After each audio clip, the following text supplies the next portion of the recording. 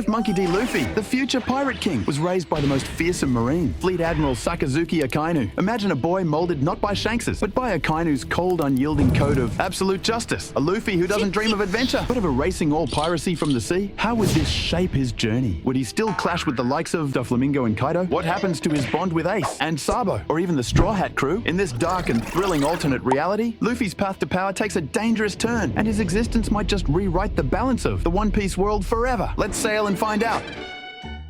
Sakazuki is not blind to the strength that runs through 𝙗𝚘's family. Monkey D family is a bloodline of warriors who could reshape the world. Sakazuki understands the significance of this. Rather than viewing Luffy as just another marine or pirate, he sees him as an untapped weapon, a force that could embody the purest form of absolute justice. Using his sharp understanding of 𝙗𝚘's duty to the Marines, Akainu approached the old man. He simply pointed out that Luffy's raw potential would be wasted under the care of 𝙗𝚘. The boy, as strong as he was, would never survive the chaos of the world without the kind of training only the Marines could provide. 𝙗𝚘, torn between his grandfatherly love and his Marine duty, could no longer ignore the truth. Sakazuki takes the boy under his wing, knowing that he can forge him into a weapon of war. So he trains Luffy relentlessly, shaping the boy's raw talent into something ruthless. No love and no mercy. Sakazuki's influence runs deep. Luffy's ideals are no longer shaped by freedom or adventure. They are focused entirely on maintaining the order of the world, no matter the cost. With every battle, Luffy cements his place as a weapon of the Marines. His haki-infused punches, cutting through opponents with terrifying precision, an unwavering instrument of Akainu's will, destined to leave his mark on the world, not as a pirate, but as the ultimate Marine. But a spark doesn't take long to become a fire. Akainu may have suppressed Luffy's will. However, he couldn't vanish it completely. Despite everything, a flicker of the boy who once dreamed of freedom and adventure remains. Luffy, no matter how hard Akainu tries to suppress it, still carries the fire of freedom buried deep inside, and it ignites amidst the chaos of the Marineford War. Between Whitebeard pirates and Marine headquarters, Luffy dives headfirst into the storm, fully determined to rewrite his destiny. But what breaks him isn't the bloodshed, or even the clash of titans. It's what he finds in the shadows, hidden from the battlefield. Luffy watches in stunned silence as the man he's fought so hard to understand executes a fellow Marine without hesitation. The act is heartless and completely shatters the image of justice Luffy once believed in. This isn't a war against Whitebeard anymore. It's a war against the true justice. As the realization sinks in, the world around Luffy seems to crumble. He's just a son, broken by the weight of his mentor's cruelty. For the first time, Luffy sees the cracks in Akainu's absolute justice clear as day. The man who raised him, trained him, and molded him into a warrior now stands before him as something else entirely, a destroyer. Can the man he called his father really stand for justice? Or has everything he believed in been built on a foundation of lies and violence? This isn't just a turning point, it's the unraveling of everything he's ever known. In that moment, Luffy made a decision, one that would change everything. Instead of continuing down the path Akainu had laid before him, he would forge his own brand of justice, a justice not defined by cruelty and violence, but by the freedom to choose his own fate. And just like Kuzan in the original timeline, Luffy chooses to disappear. The world that once trembled at his name, the name of a marine prodigy feared by pirate. In the wake of his disappearance, people begin to wonder, what happened to the boy who was destined to be the ultimate weapon for the Marines? Little did they know that sun god 𝚤𝚘𝚎 had to wait for him a little longer in this timeline. This is Monkey D. Luffy we're talking about. You think he's done? Nope, you're wrong. Not even in this dark alternate reality will he back down so easily. Luffy's spirit, though tested, never truly broke. In the silence of his own mind, he finds the courage he needs to shoulder the weight of the world. World that could fall into chaos if someone like Blackbeard gets their hands on the One Piece. Luffy knows better than anyone the potential danger that Blackbeard poses. During the Marineford War, Luffy saw the seeds of great darkness in him. He knows if someone as treacherous and dangerous as Blackbeard gets his claws on the One Piece, then the world as they know it could be lost forever. So, Luffy makes it his mission. He may be gone from the public eyes, but he will find the One Piece before Blackbeard does. The dream he once thought was buried deep inside him begins to burn brighter than ever before. No longer just a weapon of justice, Luffy now carries the mantle of freedom, choice, and determination. This time, it's not about fighting for the Marines or for the ideal of justice Akainu fought to instill in him. This time, it's about fighting for the future,